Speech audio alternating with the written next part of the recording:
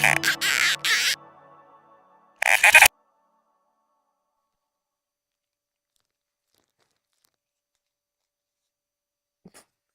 morning and welcome. I don't even know what that was, but good morning and welcome to Let's Talk All the Things with Rachael and Shannon. Please introduce yourself. Hi, I'm Rachael Bird, and I'm the Rachael of the Rachael and Shannon. And I'm Shannon. I think you guys know me, but I'm so happy to be here today. You know, there have been a lot of things going on this week, and of course, we have our Sensitive Santa event on this Sunday, and Mrs. Claus has been wrapping day and night, and I've been helping her. And, you know, but this is a vacation, getting to be here with you and talk all the things. And you had this brilliant idea. Tell them what we're going to be doing. We're going to decorate gingerbread houses. Last time we were together, we made Shannon, you made a turkey out of vegetables, a veg turkey. Yes. And I made a snowman out of gluten-free, dairy-free cheeses and kind of charcuterie, holiday charcuteries. So we decided it would be fun to just kind of do a little bit of a gingerbread hour where we can just talk story and talk about the holidays and how we celebrate and all that fun stuff while we do our gingerbread houses. And you can kind of see the way Shannon and I just sit and talk about all the things. All the things. And, you know, I think it's also fun to see how it doesn't always have to be perfect. Like, I'm just going to tell you, spoiler alert, that Rachel's is going to look fantastic when she's done, and mine is going to look like a hot mess, and that's going to be okay. But I think sometimes we don't do these things with our kids because we're afraid of the mess. We're afraid of us being frustrated. We're afraid of us not knowing what to do. You had a hack out the gate so that you could do this with literally anyone of any ability. Well, I think first of all, everybody gets frustrated because you try to use the frosting, it tries to stand up, you know, things like that. So really, how many people actually eat these gingerbread houses? These gingerbread has been cooked for 5 months. It's been sitting there. So people might pick the candy off, but instead of using the icing to set it up, I used hot glue because that sets it. It gives it a little bit more stability. But the other thing is if you have kids that this is too much or they might be grabbing at it, you can also just take the pieces like the front or the back of this house, just lay that down and they can decorate it like a cookie and they can decorate all the panels. Listen, she says mine's going to be more pretty. I might just decide to do all white and do nothing on it. She might, you know, draw a Rembrandt on it. It doesn't matter. The other thing that's fun is everybody can do a different panel before you put it together. You can decorate it while it's down, so it's a little easier for our kids. Sometimes that fine manipulation or that tactile issue, and sometimes this is just weird and awkward. You can do them all down and then glue them together, and then you'll have a family gingerbread house, which is also really fun. It is. It's really fun. And, you know, they're selling these right now, even at like drugstores. And I got these last night. You had told me Rite Aid was a good place to go. And Rite Aid had like 5 different kinds of them. We're not doing an ad for Rite Aid. I think everybody has Also, Joanne, can we talk about?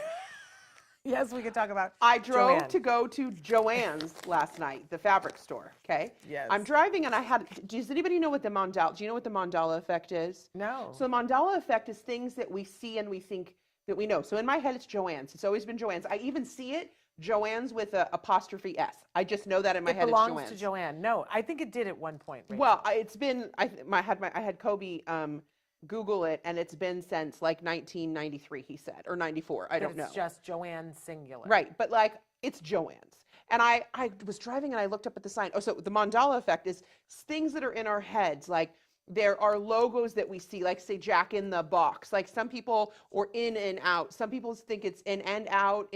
Is it in and out, in and out? So, but there's these things in our head that we just say, like Joann's. Right. We don't go to Targets, we go to Target. So why do I not go to Joanne? I go to Joann's because in my head, I don't go, Michael's is Michael's, it's not Michael.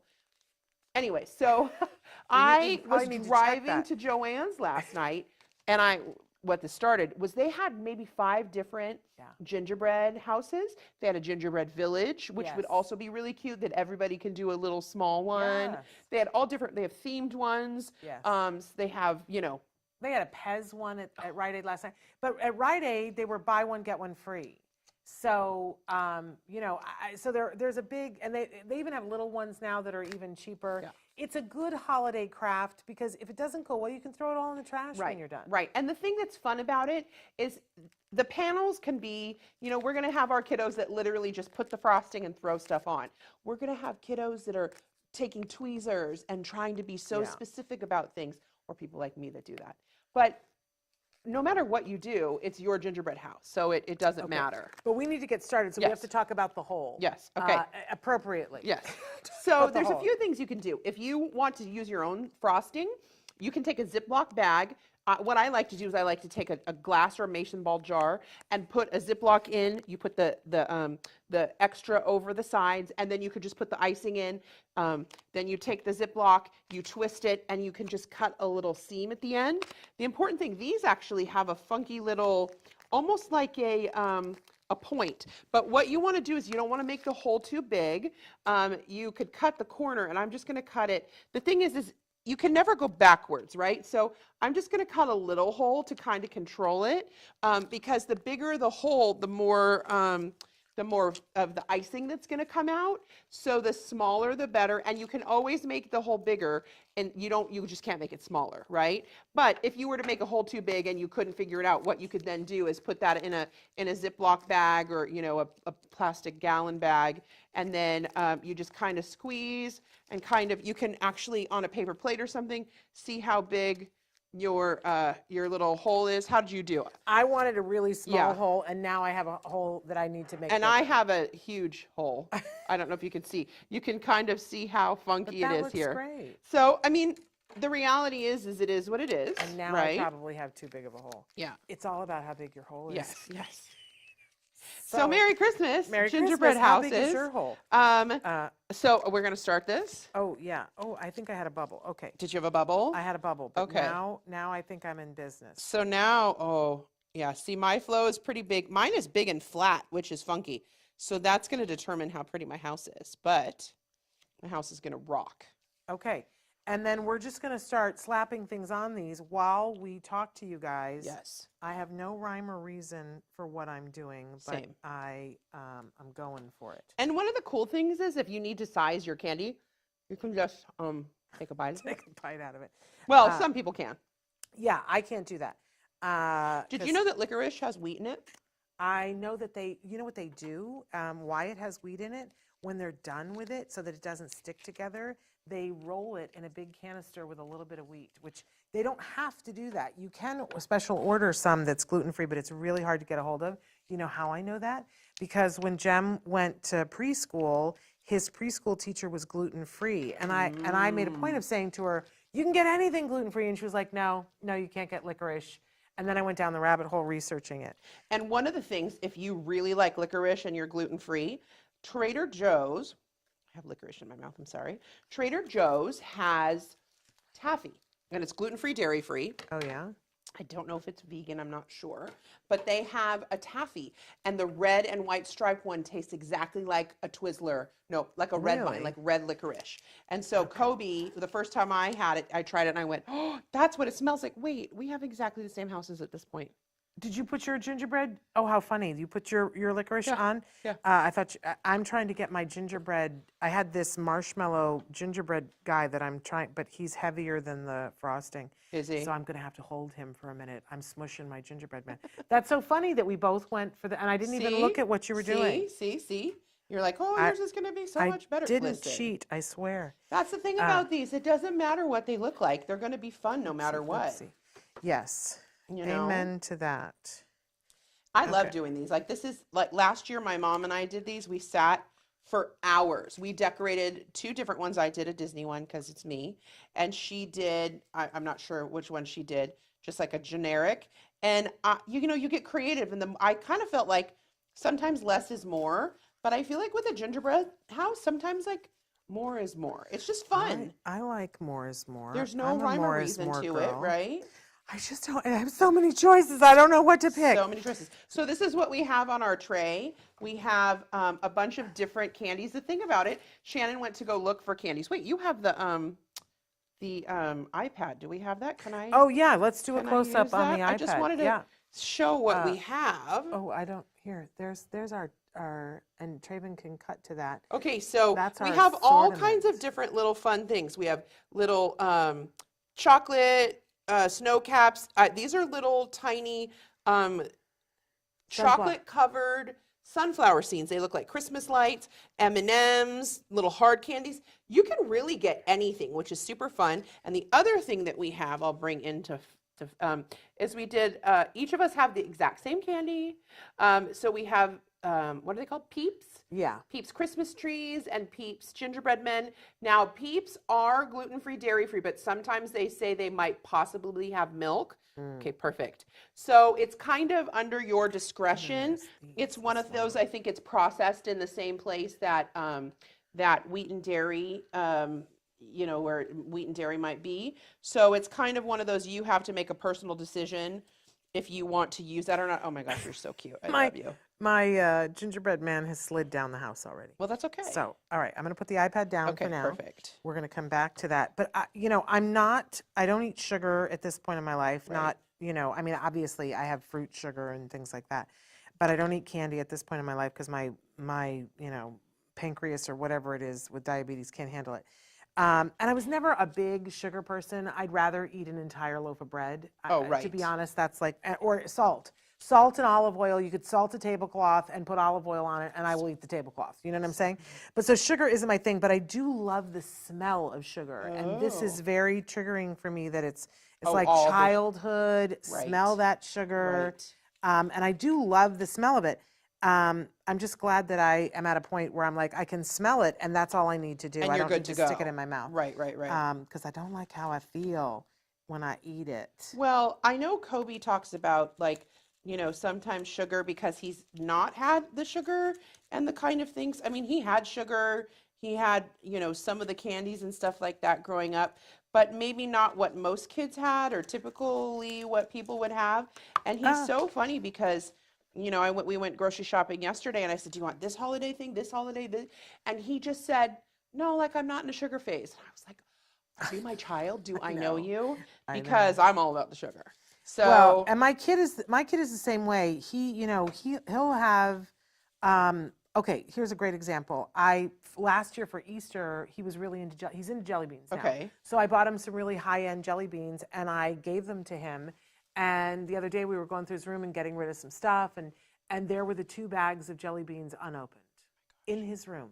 Yeah. Completely unopened. He had never opened them. And he was like, "Oh, it's perfect. I'm studying for finals. I really, you know, I can have those right now." Oh. And so you know what he did? He opened the bag and had 2. And that was it. And that's it. And then they were going to sit there and go stale, and then I'm going to have to throw them away. Right. Or he's going to have to throw them away. But I love that because you know, if the bag is open, well, we have to finish it. Of course. You know, Of that's course. how I function. Oh, yeah. I mean, no question. But anyway, so let's talk a little bit about holiday because we Yes. talked a little bit about our Thanksgiving traditions last time. What are your holiday must tradition things that you guys and that Kobe really gets into? Well, we always decorate gingerbread cookies or some kind of cookies. Kobe's always had a really hard time with decorating things. So he'll sit and watch me and then he'll start to kind of have fun. It's like it takes him a little while to get into it. And I just kind of love it because he kind of sits there and we always read "'Twas the Night Before Christmas." I'm talking Christmas Eve. We usually have a pretty big Christmas Eve dinner or like early afternoon feast. And then Christmas morning, we have a Christmas breakfast and we stay in our PJs and we get up and we always spend it with my mom and Louie. And, oops, you okay there? Yep, I'm totally fine. And so it's always nice to kind of we just kind of we watch movies, we open our gifts. One of the things when I was a kid that we would get up, we would open our gifts and we would go somewhere. And I would have to leave all of my toys and I would have to go and see all the parents and stuff. And when I had Kobe, I said, I want Christmas morning and Christmas Day. I'll go Christmas Eve and the day after Christmas, anywhere. But I wanted Kobe to grow up to be able to just play with his toys. And this was pre-diagnosis, to play with his toys and be with his stuff and get to just kind of, you know, not have to go crazy on Christmas Day. And I just always remember like leaving my toys or whatever I got home and being somewhere else and being with family. I'm not saying don't go things with family, but I said people can come to our house; they're welcome to. But a couple years we actually went to the movies in our PJs, which was super fun. We wore Uggs and PJs and brought blankets and went to go see a movie. That was fun. One year somehow we ended up at Burger King because I think everything else was closed. This was when Kobe was teeny tiny, or was he? Yeah. Excuse me. So, that's one of the things we do. We definitely do. We watch certain movies, A Christmas Story, and we just kind of hang out together. We play games. We always Kobe always writes a letter to Santa. Excuse me. Always writes a letter to Santa. We have to show. Look at my glittery cup. Yeah. How fun is this? Tell them how you did that. Oh, I made this. Shannon coined a term. Did Is that I? how you say? To me, the first pancake, and I always joke that the first pancake or the first, even the first plate of cookies is the one that's not your favorite, right? That first thing, you always know it's either going to be burned or it's not going to be enough. And this was my first pancake. My friend Darlene had seen a cup that was glittery and said, Rachel, can you make me one? And I said, of course. And so this was the first one, and I was not happy with it because it looks great on camera, but up close it's a little funky. And actually, now that I look at it, nobody would know it was funky. Nobody but you. But this is one rhinestone at a time, and this was my first pancake. This is the throwaway cup. This was the learn, but it's kind of festive and fun, and I kind of love it. It's fabulous. And I love because, sometimes, when you have those friends that you talk to when you're doing something. Yeah. And so Rachel is a friend that we're always talking to each other when we're doing something, and there was like a whole week when I was talking to you when you were making what do you call those? Your glam mugs? Glitter mugs, rhinestone mugs. Yeah, just mugs. Mugsy mugs. Mugs. Yep. So for us, Christmas is a little bit different for us because my husband often is working and on Christmas Day. Like that happens, and that has always been a case in our marriage. And I know people get very emotional about that, and they're like, that's terrible. It isn't always terrible for us, but because often it means that he's getting double time, right. Which, there were a lot of years where that made the difference of whether we were going to be able to get Jem a toy. Right. So I try to be grateful that he has work and that that's our circumstance. And we just sort of work around it. But we felt the same way that we wanted to have Christmas be at home. Right. And when my mom was alive, my mom, every other year, she would come and spend Christmas with us. And those were great, great Christmases.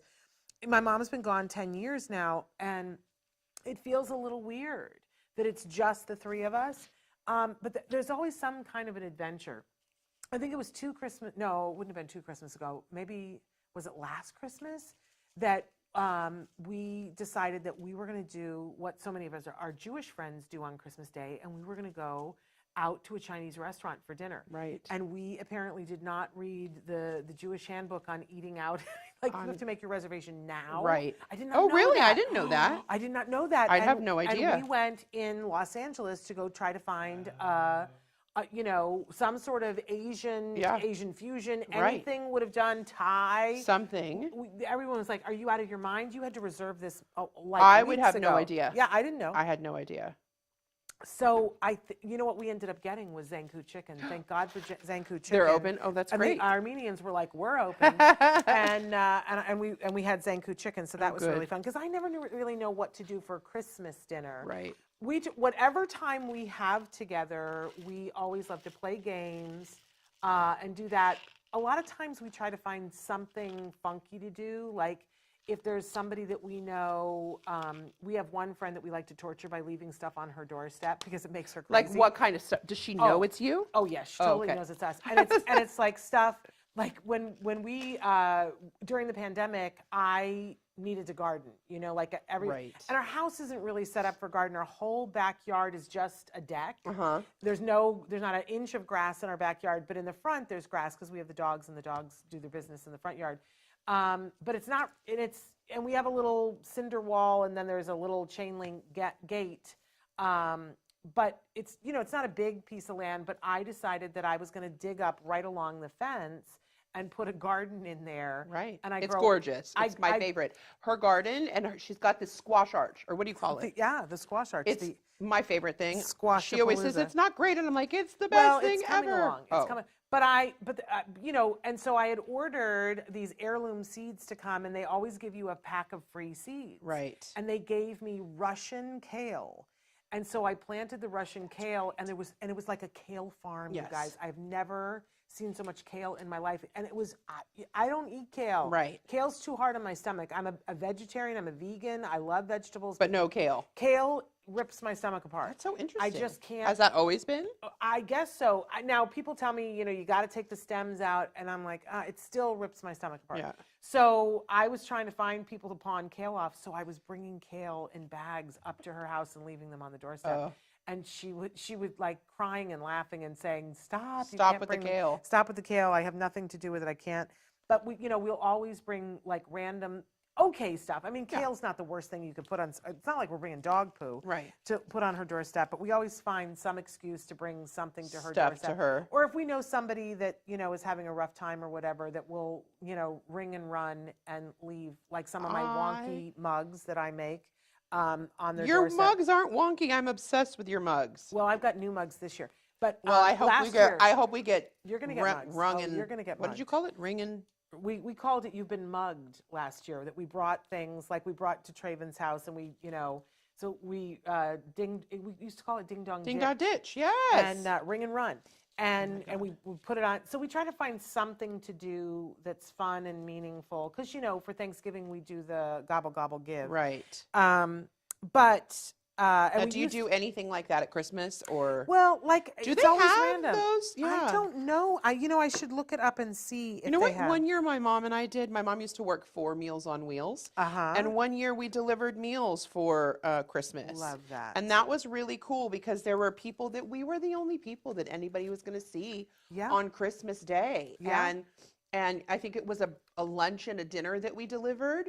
And to know that, I think the lunch was a cold lunch and the dinner was hot, but to know they were going to get a warm meal that day. And a lot of those people, you know, unfortunately their families either forget about them, or, you know, they're just there by themselves, or their spouse or whoever is no longer with us. And it was just really sweet to do, and you feel better when you do something like that. You feel like you've done something. You feel like and to see people be so happy about you coming and delivering them a meal was just meaningful, and it felt like we were doing something to help people, and I just kind of loved it.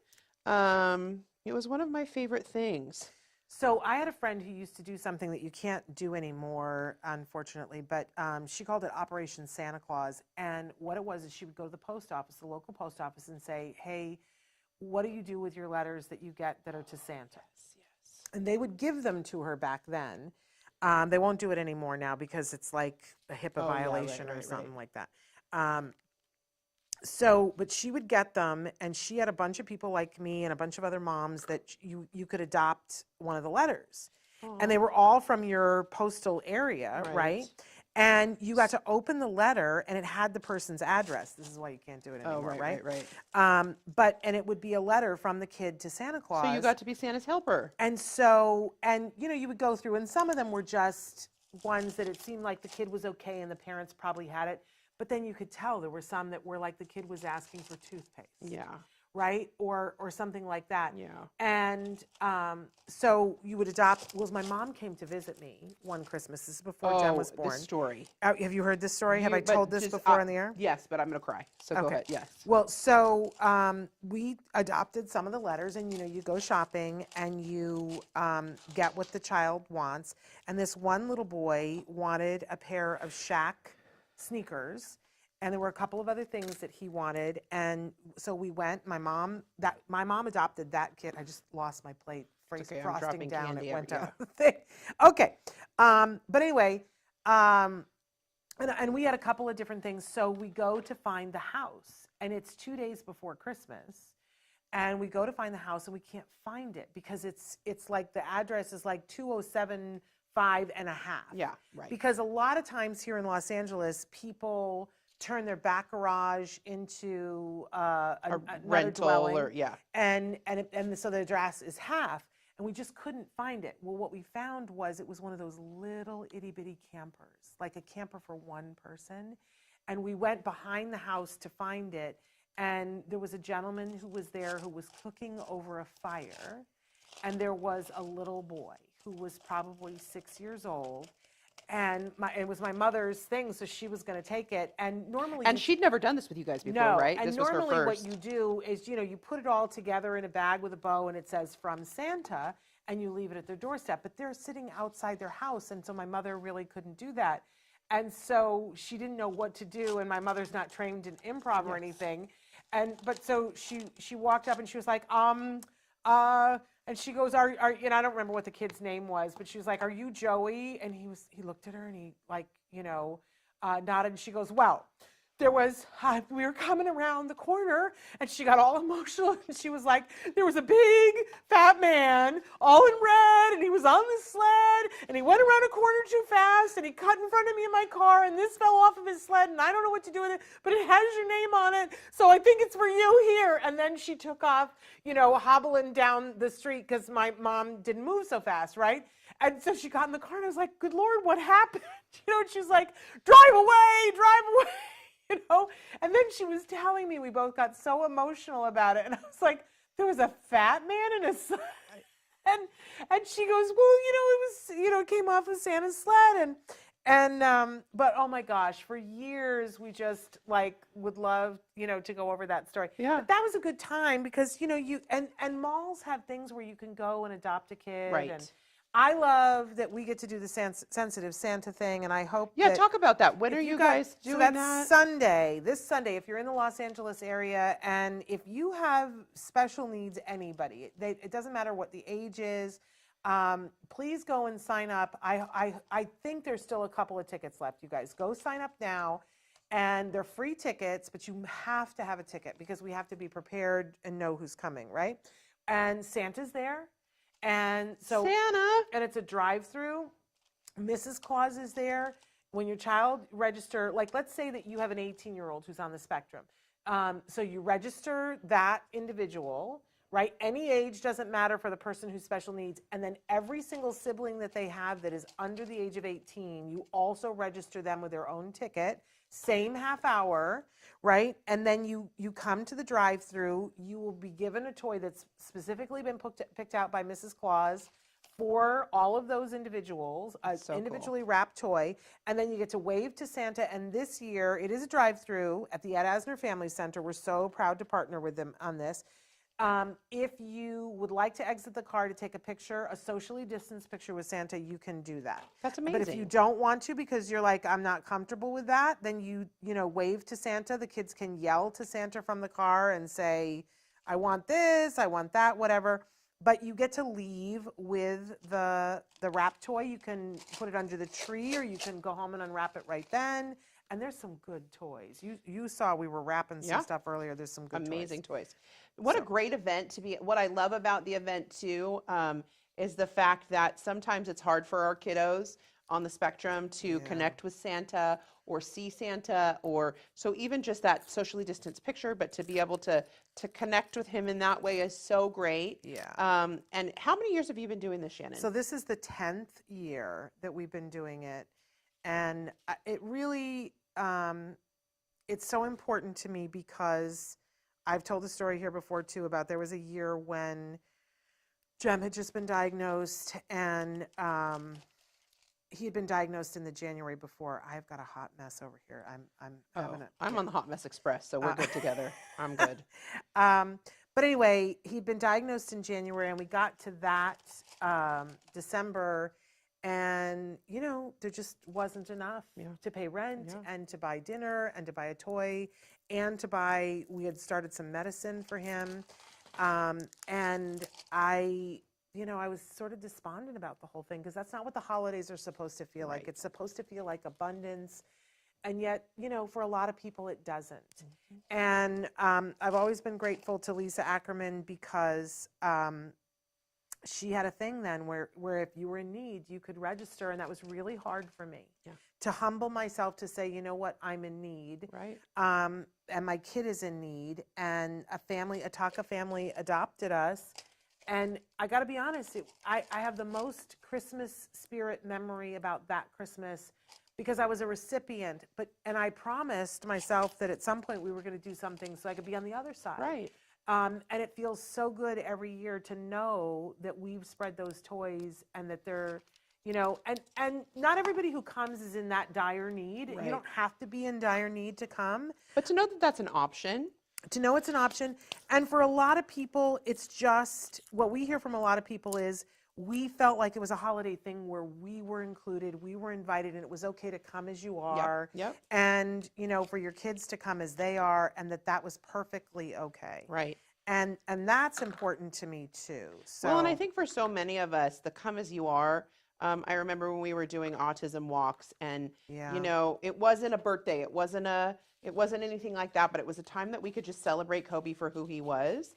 And it wasn't anything specific. It was the only time of year that I was somewhere where other people, you could look at them and go, Yes. I get it. I'm there with you. They get it too. Yeah, and right. And you could I remember just kind of smiling at other people and people, you gave people the looks like, I'm there with you. I'm there with you. And so something like Swearing over Sensitive here. Santa is so good. Yeah, I love it. So we hope that you'll register, and registration is still open. You go to Eventbrite. Oh, you guys, this is a hot mess-orama. But I'm having a good time, so it doesn't really matter. You go to Eventbrite, put in Sensitive Santa Event 2022. And it's free, right? It's totally free. We're not even, asking for donations or anything. It's totally free. The toys are donated by the toy companies that send toys to us to see if we want to include them in the toy guide. And then some of the winners send us, look at how amazing her looks. What? Your thing looks so amazing. No. And, but anyway, so I hope that you'll participate in that. But, and I forgot to say that for Christmas Eve for my family, we do the open one gift on Christmas right. Eve. Do you do that? We don't really open things. I mean, it's hard for me to keep gifts because I'm so excited about it usually, but we don't. We wake up early on Christmas morning and we put my mom and Louie sit down on the ground and Kobe and I, or they sit on little stools and Kobe and I sit on this seating pad in front of the Christmas tree, because the Christmas tree is kind of in the, what would you say? Like the porte cochere, when you walk in the house, where the foyer? The foyer, I guess you could say. So we sit in there and we turn the Christmas tree on and we put Christmas music on and we put the Yule log on the TV and we just sit and open gifts. And then we just, used to be that Louis would make Eggs Benedict, but that's kind of stopped. I think we just kind of make breakfast, and it's kind of more of a mellow morning, which is really, really nice. Yeah. And kind of lovely. And it's just us being together. We're big on games too. We love to play games. Okay, so one of the toy guides last year, Shannon gave Kobe one of the toys from the toy guide called Hasty Baker, and I was like, oh, that's sweet. It's a game. Okay. Oh, I was like, I love that when people go, oh, it's cute. No, it's it was. I was like, oh, that's sweet. That's so sweet of her. Oh, she's so nice. And I was like, I'll take it to my mom's. We're not going to play it, but I'll take it because we have a game room there, and we do like to play games. And then when I brought it, and I was like, hey, we have this Hasty Baker, and we went to play Hasty Baker, and now it's like we are Hasty Baker-aholics. Yes. That's Are all I have to say. you listening, Go Chuckle? Because that's the company. Is that Go Chuckle? Go Chuckle. Our family, Kobe Bird of Lock and Key, is upset. We have secret trainings because we no. And I mean, let's go. So that is amazing. I will sponsor that right now in my brain because I love Hasty Baker. Well, and can I tell you, the Grandpichet family also loves it. We love it. It's I love when people go, oh, this game. There are a couple of games that we have fallen in love with over the years. You know what? At some point, there's a game called Happy Salmon. What is that? Oh, that's Wait, are you a salmon? No. So they're cards. There's cards that are, there's a salmon, and they're cards that tell you to do something. So it's best when you're 4 people sitting and playing. Okay. And you have to try to match with somebody across the table from you. So you put down a salmon, and if somebody puts down a salmon too, then you have to do this thing where you put your hand over here, you go like this, and that's the salmon thing. But then there's another Are there different movements for different things? different movements for different things, and there's one where you have to fist bump, and there's another one where you have to get up and change seats. What? And so it's all this thing. So and there's one version where you play the first time you play it, and it's verbal, right? And everybody's yelling across the table. They're like, salmon, salmon, and then you start slapping each other.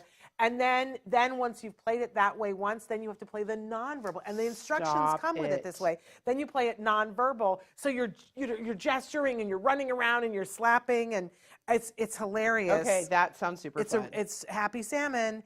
I'm a very happy little salmon swimming upstream when I play. Was that something that you got, one of the toys you got from the toy guide? It was from the toy guide like about 3 years ago. But see, that's what I love about the toy guide, because I know that you work with the toy companies and you work really hard on that. Yes. And I think it's just such an important thing. And when we put games in there, they're like fun games. We're not putting in a game that's random and... No, they're super fun. Like I said, Hasty Baker, I was like, that's fun. Now, literally, we'll be in the middle of dinner and someone at the table will go, Hasty Baker. Because that means as soon as we're done eating, we're not moving the table, or we're not leaving the table because we're playing Hasty Baker. It's just so fun. It really, really is. We love it. We have a tradition now the last couple of years, because we've gotten into, always before with my mom, we would do puzzles. So we do that too. Yeah, and I know that about you. We keep threatening to do a puzzle together. But then we got into the Revit 3D puzzles. Okay, so what is that? Tell me. So it's a puzzle, but you put together its walls and you put it together. Was that the Harry Potter ones? Yes. And so was it 2 years ago we did, because my husband works at Universal Studios Hollywood, and at Ollivander's Wand Shop, and so we put together Ollivander's Wand Shop, so we tend to put together a Revit 3D puzzle. This year in the toy guide, it's the Batmobile. Yes. And I don't want to say, but I have some Batmobiles that we're giving away at Sensitive Santa. Oh my gosh. We also have some other Revit puzzles, which you'll have to take a look at before you leave. I love that. They're a really good time. What a good time. And it's a different, like it exercises a different part of your brain. Yeah, right. Like it took me a minute. I'm a really good puzzle person, but it took me a hot minute to be able to figure it out. And then when I did, it was like seeing the arrow in the FedEx truck. Okay, see, that's like a Mandela effect.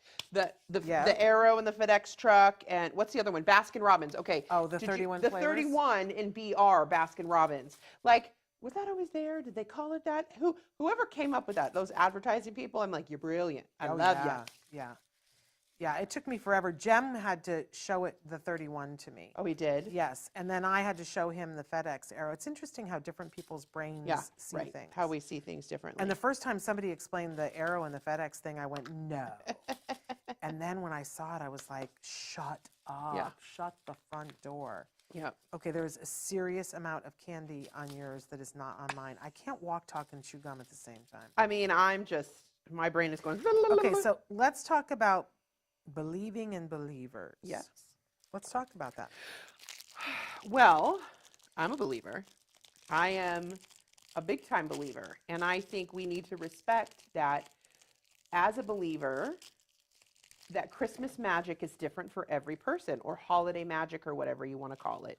And I think we need to realize that in our community, we might have believers who are older and who people might not understand. And even our friends that need less support, who are still believers, because I mean, I'm in my 40s and I'm a believer, but I think we need to respect and understand that there are believers of all ages, and how important it is to make sure that that journey doesn't get stopped because of other people's, thoughts. And I think we need to support people believing in Christmas magic.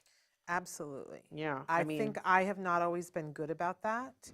And I think that's a lesson that I need to be thinking about, and not, I think a lot of times people just get it in their heads about, what something is or it isn't, or what it should be or isn't. And they forget that everything isn't one size fits all. Right. Everything isn't even one size fits most. Right. And that, it's something that needs to be respected, and and be made room for. Right. I agree. And I think, everybody knows that I go to Disney a lot, and people are like, it's a bunch of paper and paint. And for me, it's Disney magic. The paper and paint comes together and is a magic that other people might not understand. But for me, it's my happy place. And when people go, oh, you're going to Disney again? Yeah, guess what? Yeah. I am. I need to go because sometimes I just need to go put my feet in the ocean or to see a sunset. And sometimes I just need to go to Disney. And if someone says to me, I just need to go and watch a football game because that's what I want to do, I'm not like, oh, again, So I think we need to believe in other people's magic. I think we need to sit back and we need to realize that, it's so important to really understand and really see the people in our life and the things that half of the work that I did came off. I'm sorry. I didn't mean to interrupt you. No, you're brilliant. I love it. I think hot mess. It's not a hot. It Mine's is. a hot mess. No, it is. Look, yours is like a brilliant Picasso. What are you It's talking not about? Mine's a Picasso miss. Hot mess. But I just think it's super important to if you've got people who love certain things or, I know we have our kids that obsess on things, but at one point Kobe was obsessed with the Titanic. And so a friend of ours who was a cake maker made him a sinking Titanic cake. And people were really upset about that. We have to find a time to go to that Titanic. Oh, yes, we do. And I said, you know what? That's what he loves. And he knew everything about it. And we even did it at the El Capitan Theater, and they even put Titanic decorations up for him.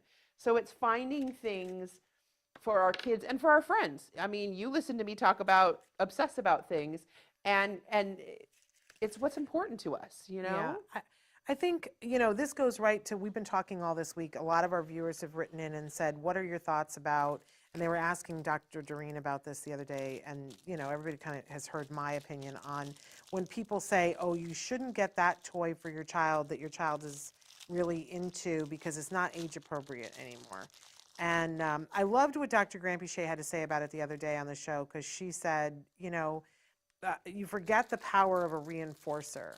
And if something is reinforcing to somebody, don't mess up and make the holiday about being anything other than what you are. Yep. Like, get the other toys too and encourage them and sit down and play with them in a way that's age appropriate, but don't cut them off from the thing that they're really into. Well, like, that's not a plan. So I wasn't aware of that conversation, but Kobe and I yesterday drove by his old elementary school. And it just happened. We were driving by and we saw his kindergarten teacher walking to his car. And we didn't know he was the most amazing kindergarten teacher. Kobe was diagnosed in the midst of being, he was diagnosed before that. But he was newly diagnosed. It wasn't always perfect at the school, but that kindergarten teacher, his name was Mario Burrell, was the most amazing kindergarten teacher that you could ever imagine. And I was like, if we could even drive by and just wave at him.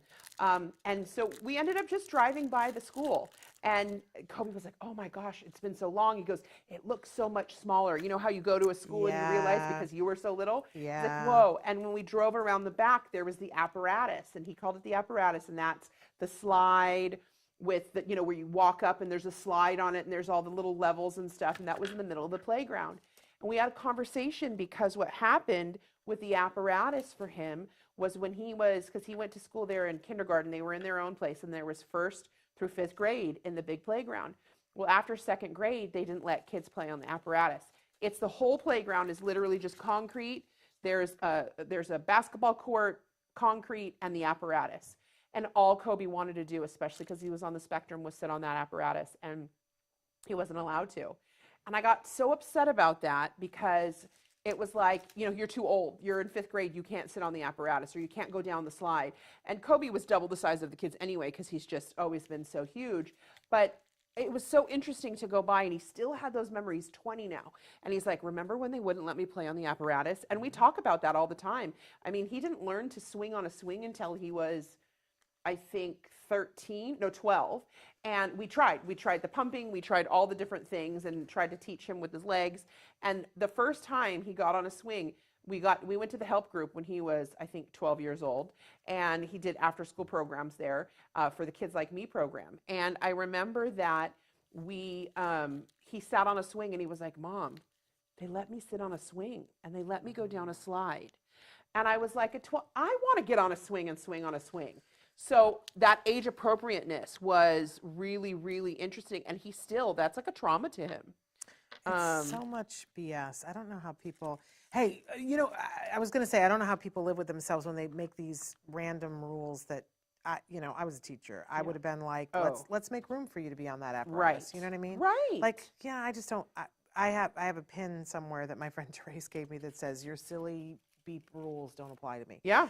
Because I feel like that's true for everybody. Yeah. But I promised the other day that I was going to have you talk a little bit. We had a lot of parents that were asking yesterday about homeschooling.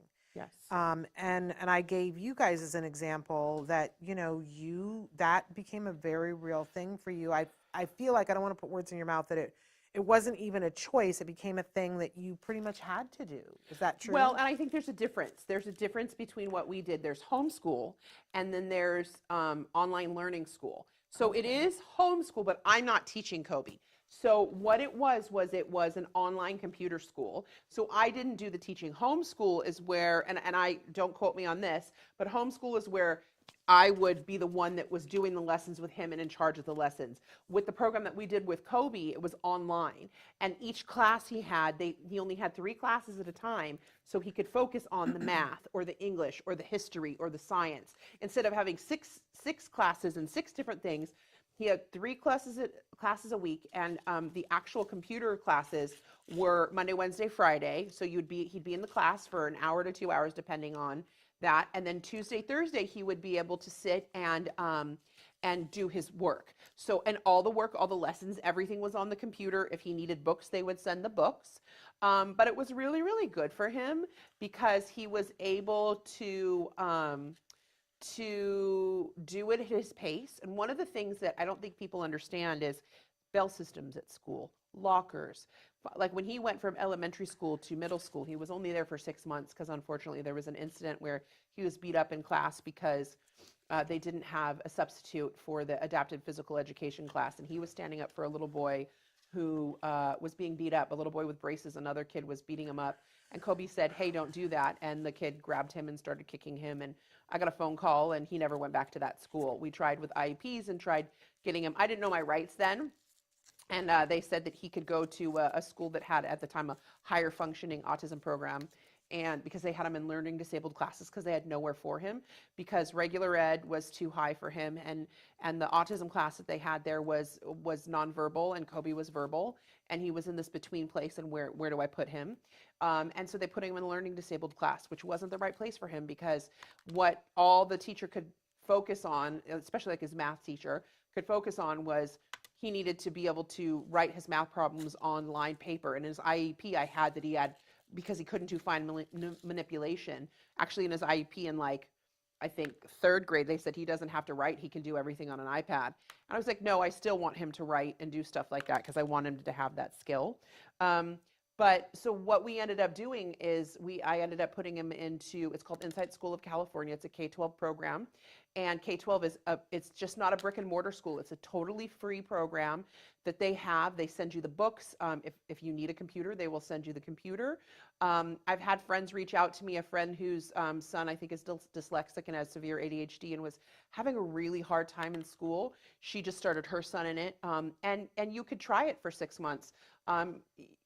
You are your child's administrator, basically. So it's almost like you're their principal, but they're responsible for being in classes. They're responsible for the work. But what I do love about it is everything is online. Everything is there. It is what worked for Kobe. I didn't know if he was ever going to graduate high school. I didn't know it was going to happen. He ended up graduating high school when he was 17.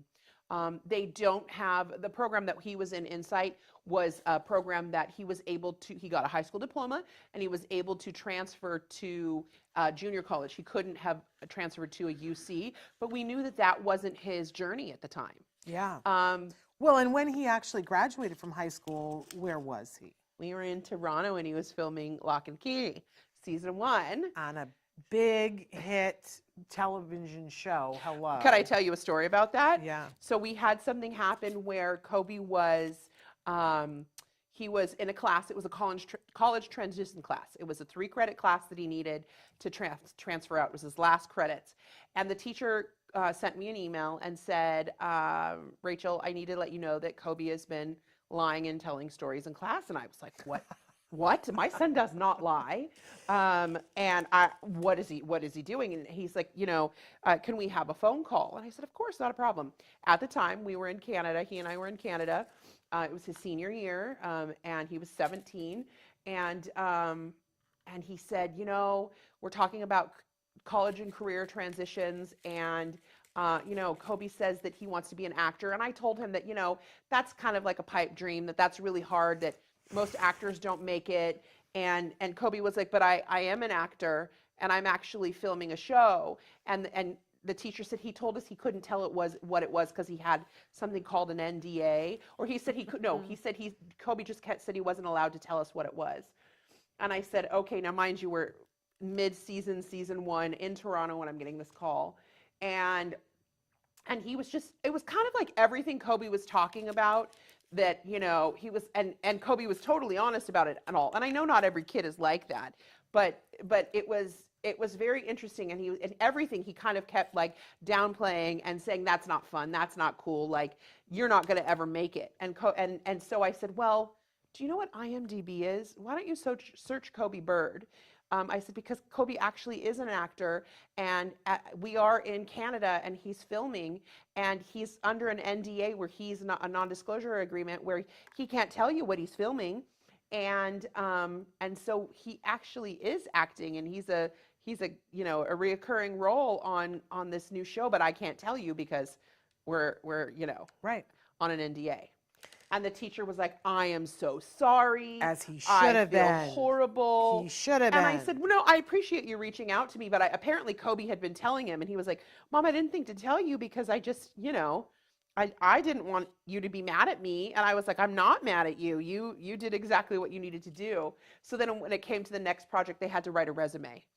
And so the teacher wrote me, because Kobe goes, I asked the teacher if it was okay, because I already have a resume. He'd been on The Good Doctor and Speechless, right, and he had some other credits.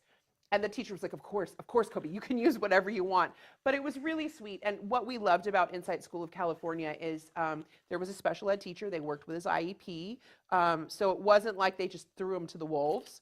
It was really lovely. And we had great teachers, and we're still in contact with some of them. Kobe spoke at their commencement. Actually, they had because all the teachers, work from home, and once a year they get together somewhere in California, and wherever their district is, and they kind of have a convention for a week or something like that. So Kobe got to go speak there when he was still in school, and talk about how he was able to work, and how he was able to do his schoolwork and his IEP, and how the teachers worked with him. So then when he got to speak at the commencement, it was really cool. I just love that. And I hope that that's a message of hope for you guys.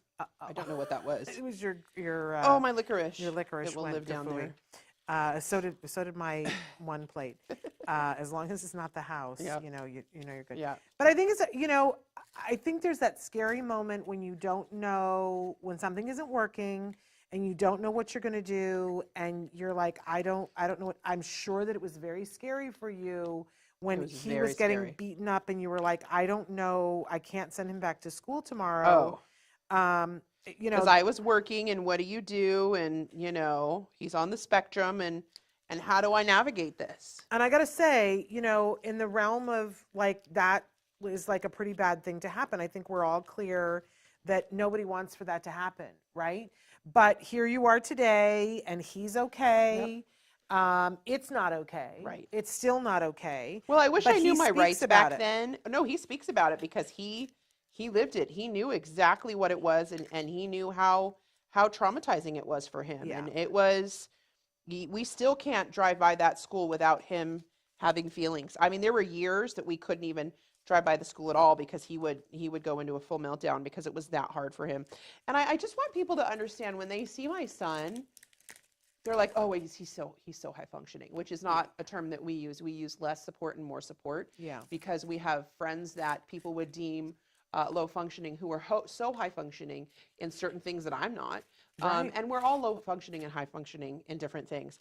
But Kobe, sometimes people think that it's really easy because he seems like he needs less support. And there are still a lot of things that Kobe needs a lot of support in, and we're not shy to talk about it. I'm very big to talk about it, about me saying I'm gonna be here to support you in whatever way that you need, and the things that you need a little bit more help for. Are there some things that he can do that he couldn't do before? 100%. Um, but I think we need to really be understanding with our friends who seem like they need less support, because you don't know what they go through on a daily basis. Yeah. You Yeah, know? well, look, isn't that true of everything and Yeah. not just autism that, you know, a lot of times like you see somebody on television or whatever and you think you know what their experience is, and then it's something entirely different. Something entirely different. I just think that we all, you know, I've decided over the years that I'd never heard of the term perspective taking until I had a son on the spectrum. Right. And they were like, oh, we're trying to teach your son perspective taking. And I was like, what exactly is that? And, you know, it's exactly what it sounds like, being able to look at the perspective from somebody else. Take somebody else's perspective, walk a mile in their shoes, Right. kind of thing. And the more that I have learned about it, and they were trying to teach it to my son, then, you know, the more I realized that I needed to work on perspective taking. And I Right. remember the day that we were we were living in this apartment that was, the place that I always swore that we would never live. I called it the Cockroach Palace. But things had happened and we had to live there. And we were there for like 11 months. And there was no place to park our cars. We had to park on this very busy street and then walk across the street on this very busy thoroughfare every time that he would come home from school. And it was the single most stressful time of day for me. And I kept thinking, we're going to get hit by a car one of these days. And we were petitioning the city to put in a speed bump. We were, you know, doing all of these things, but nothing had happened. And here we were, right? And every day, and I would, you know, tell our ABA team, and I would say, what do I do? And they were like, okay, you know, go through the steps of, he has to get his backpack and, you know, and all of this stuff. And so I'd gone through the steps with him, and, you know, and then you have to stand by the curb, and it's this whole big thing, and you have to wait for me, and so on and so forth. And then there was one day when I was just so stressed, and I kind of yelled at him, and I was like, I need for you to do it this way. Yeah. And only this way, and that's the only way to do it. And he looked at me and he said, Mom, do you have autism? And I went, what? And he goes, because you're saying that you need to have it this way and only that way. Yeah. And he was at a point at that point where he's like, you know, you're not being very flexible about Right. it. And I went, you know what?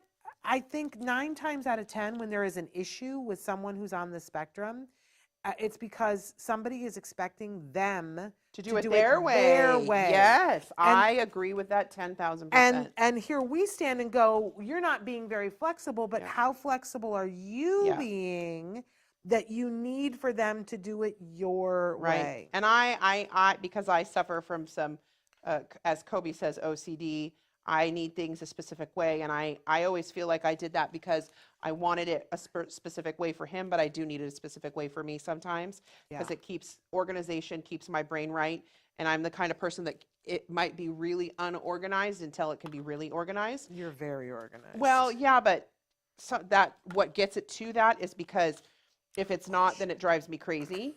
And I've had to learn to perspective take on that. But Kobe's has, you know, I'm like, with my son with autism saying to me, OCD much? And I'm like, you know, yeah. And he realizes it now, because I said that to him one day. I was like, you know that this is something that it's really hard for me to control. And he's like, now I understand that, Mom. But it's been good to kind of talk to him. I'm very open and honest with him about my own mental or my ADHD and that kind of struggles. And he sees it every day, you know. He's with me the most. And so it's really kind of nice to be able to have him to say, or like days when we're going somewhere and he's like, Mom, I'm having an anxiety attack, and I'm just, because he has really hard social,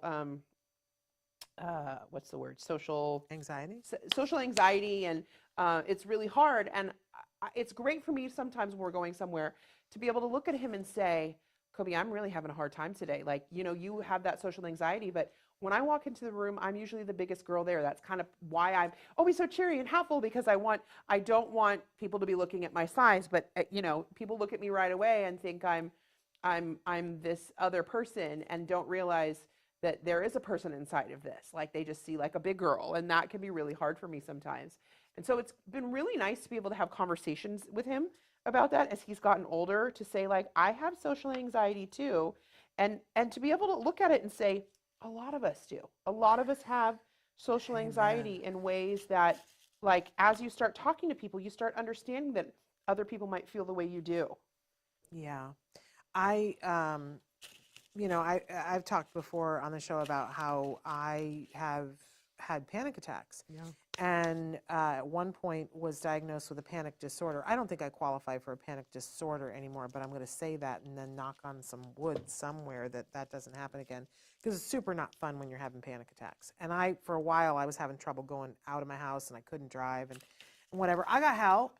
And I want to say that, help is available and out there. For me, cognitive behavioral therapy was most excellent and fixed me right up so that I could drive again and be out of my house. And obviously, I'm here covered with frosting.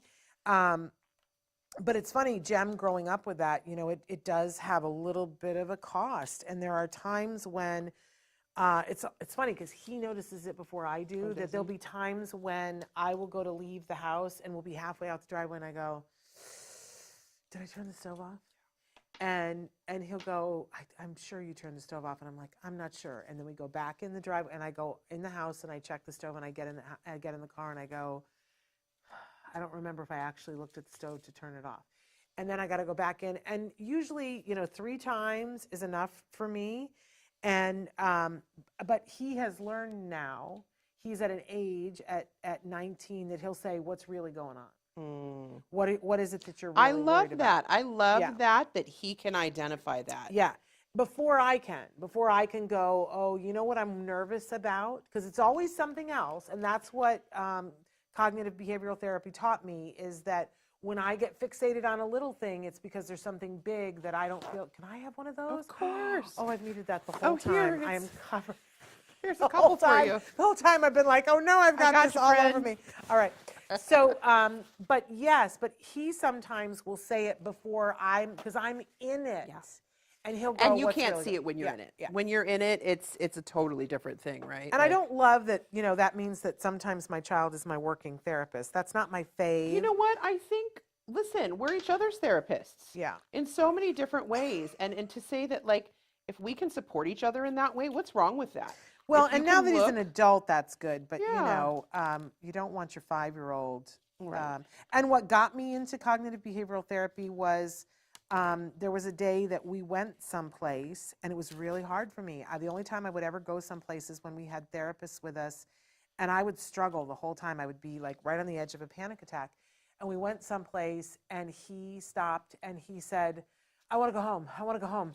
I don't feel right. I feel like I'm dying. I want to go home. I don't feel right. And that was what I would say. Whenever we would go someplace, I would be like, I don't want to be here. I want to go home.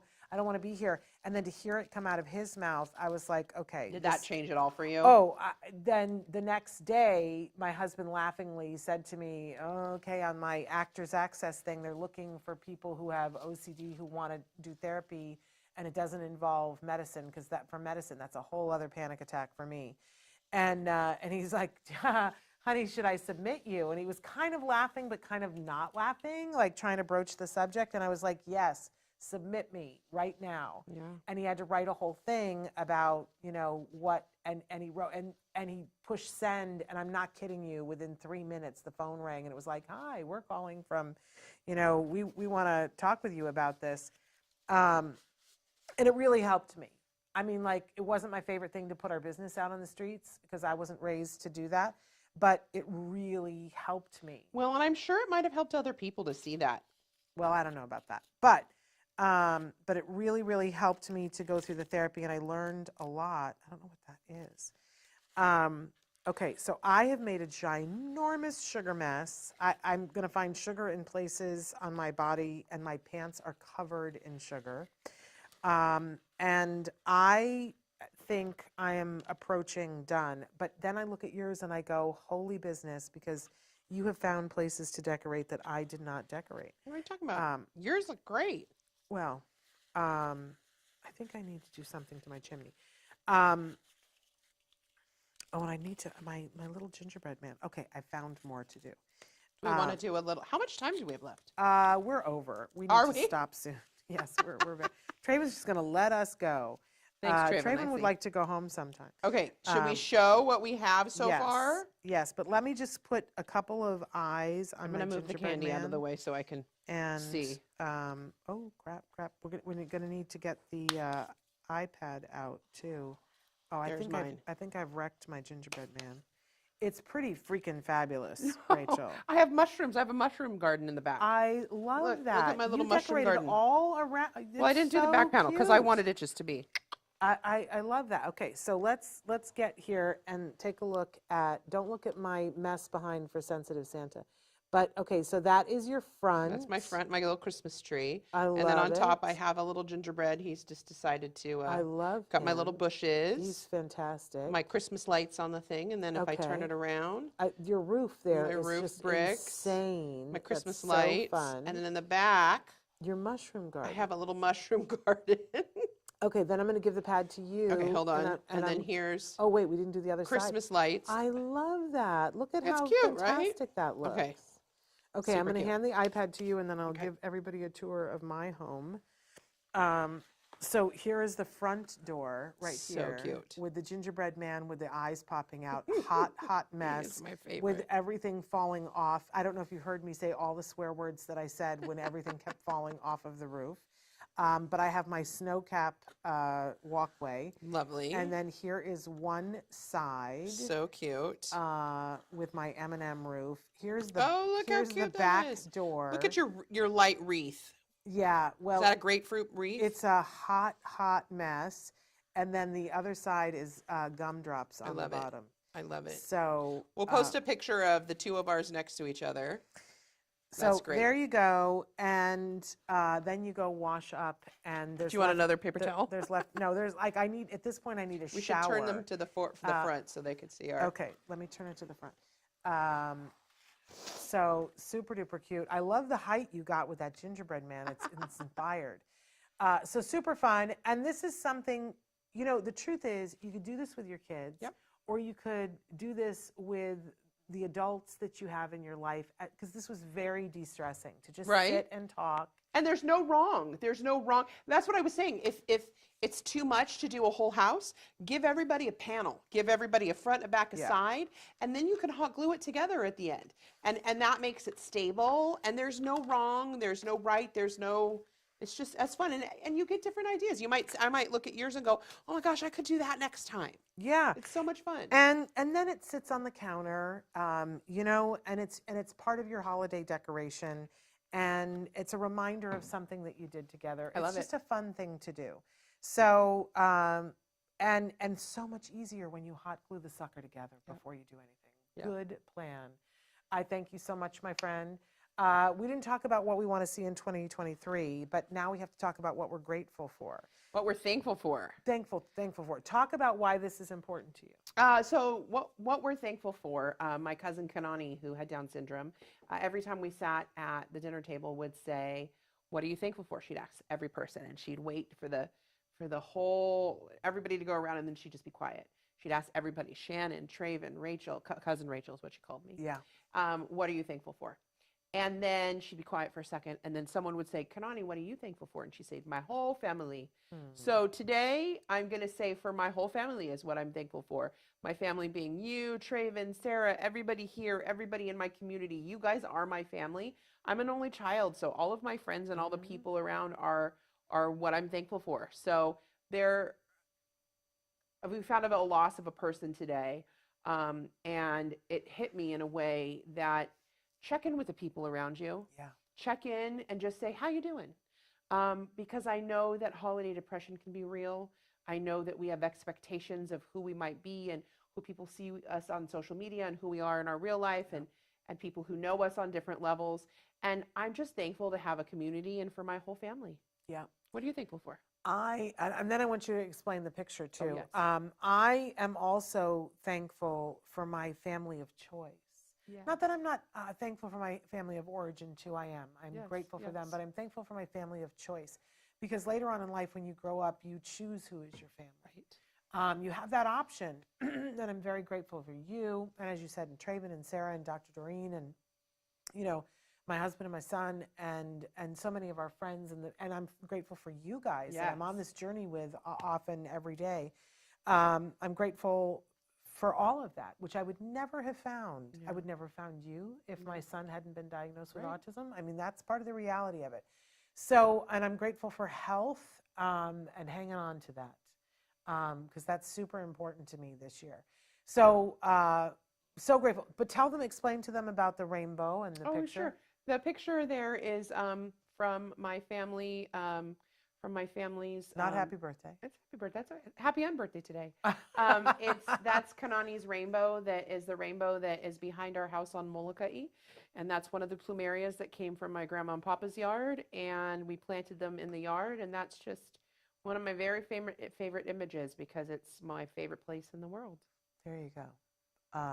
I even once took one of your pictures and made a bag for you. You did from that tree. It's a different picture, but that's from that tree. There you go.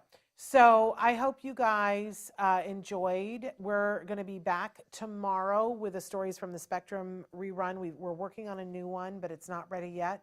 And then we are going to be at Sensitive Santa on Sunday, and we'll be all over social media on Sunday doing that. And then we're back in the studio on Monday. We've got some great shows planned for you next week.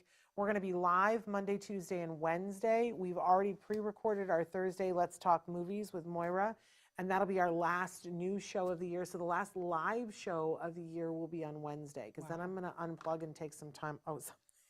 I heard that. I don't know how many times during this that I was like, oh, and I said words that I don't know how much you guys heard, but I was, and if you watch my face during this whole thing, I would be doing something, I go, because things were falling off. Anyway, so there's really only 3 live shows and 1 new content show next week, and that's it for the end of the year. And then we will be back in the second week of January, and we've got a big announcement coming in January of something that's going to be going on for us that we want to get all of you involved in, and I'm super excited about it. It's good for me to get excited about things, and I'm super excited about this. So until then, we want to say, because we won't be live again with you until Hanukkah has begun. So happy Hanukkah, Merry Christmas, happy holidays. Happy Kwanzaa. And happy Kwanzaa, and we will see you guys on Monday. Until then, give your kiddos a hug from me and one for you too. Bye-bye for now. Bye.